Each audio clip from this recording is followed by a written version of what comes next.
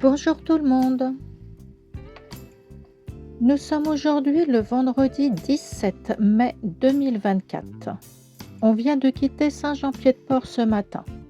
On ne va pas aller très loin. Du moins, on reste dans le même département, c'est-à-dire toujours dans les Pyrénées-Atlantiques. Le ciel est toujours chargé. Je ne sais pas si un jour on va avoir droit à un peu de soleil. Bref, en attendant, nous on se dirige tranquillement à Salise de Béarn. Normalement, si tout va bien, on a décidé d'y rester quelques jours. Salise de Béarn est appelée également la cité du sel. Pourquoi ? Eh bien, on raconte qu'au Moyen-Âge, un sanglier blessé par des chasseurs est venu se réfugier dans un marécage bourru. Malheureusement, il a succombé à ses blessures et lorsqu'on l'a retrouvé, il était recouvert de cristaux de sel. C'est à ce moment-là qu'on s'est rendu compte que dans les sous-sols salisiens coulait une source d'eau salée.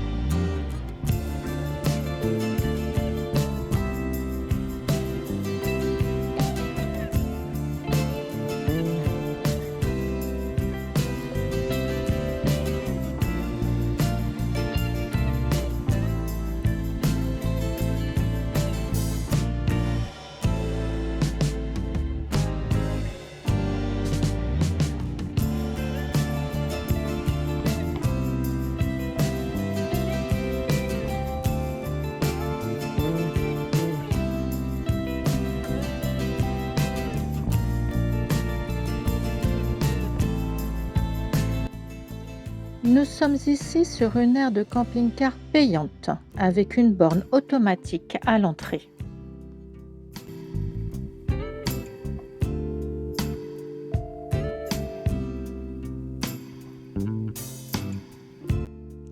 Tous les emplacements sont de taille correcte.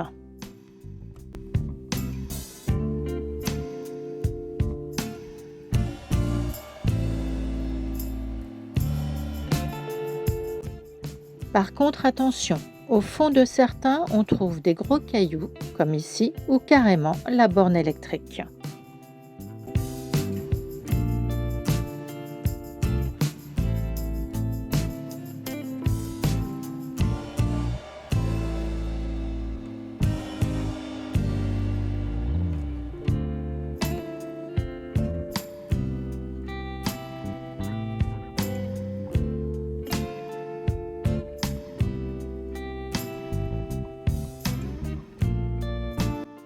L'électricité est disponible pour chaque emplacement.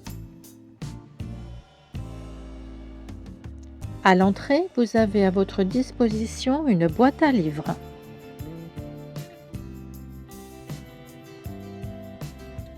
On est à plus ou moins 15 minutes à pied du centre-ville, mais pour ceux qui le souhaitent, il y a une navette gratuite qui vous y emmène. La vidange n'est pas facile d'accès pour un camping-car de plus de 7,50 m. En fait, la haie au fond empêche de reculer et de bien se positionner. Enfin, pour nous, c'est ce qui s'est passé.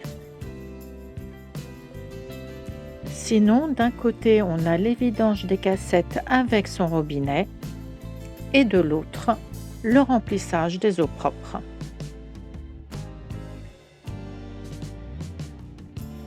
Je vous mets ici l'adresse et les coordonnées GPS.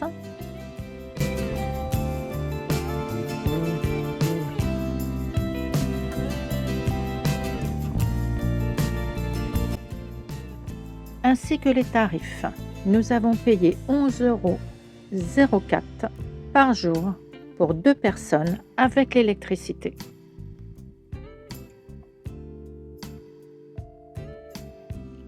On profite d'un peu de ciel bleu et blanc pour aller se balader dans le centre-ville.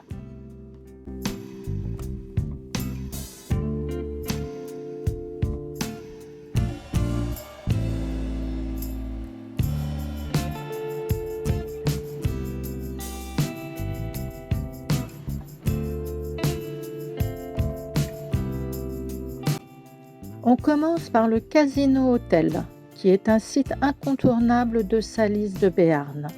Sa construction daterait de 1891 et il est inscrit au monument historique.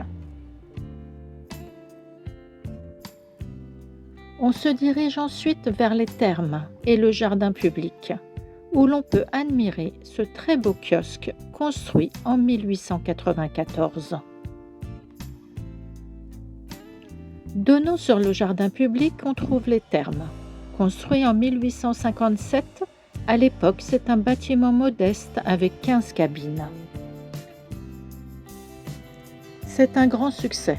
Alors c'est vers les années 1880 que l'on commence à agrandir le bâtiment pour pouvoir accueillir encore plus de monde.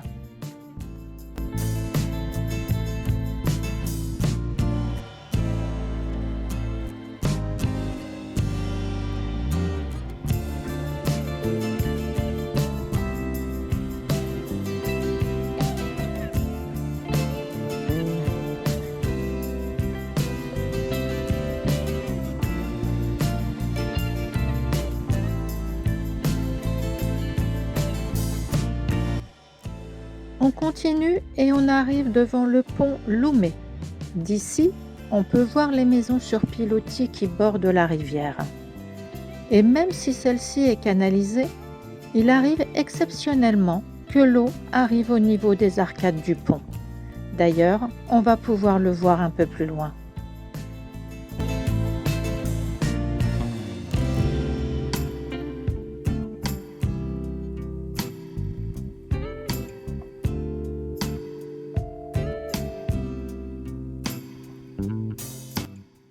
On poursuit la balade et on va aller directement au musée du sel.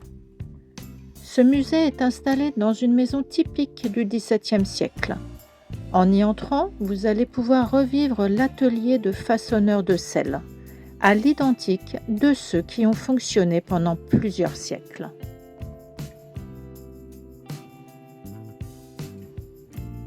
Ce musée est à voir et à écouter.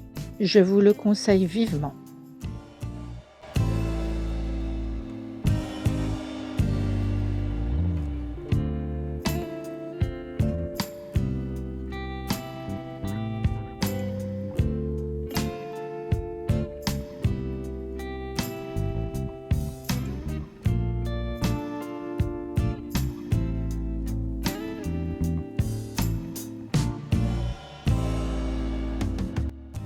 En sortant du musée, on décide d'aller à la rencontre du sanglier.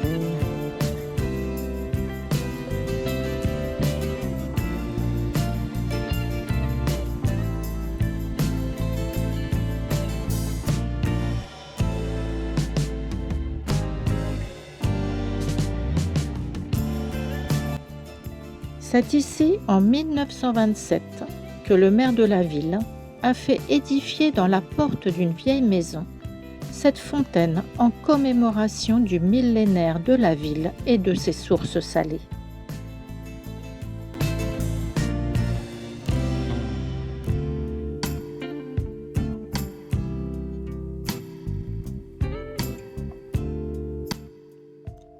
On finit notre balade par l'église Saint-Vincent, dont la construction daterait approximativement du XVe siècle.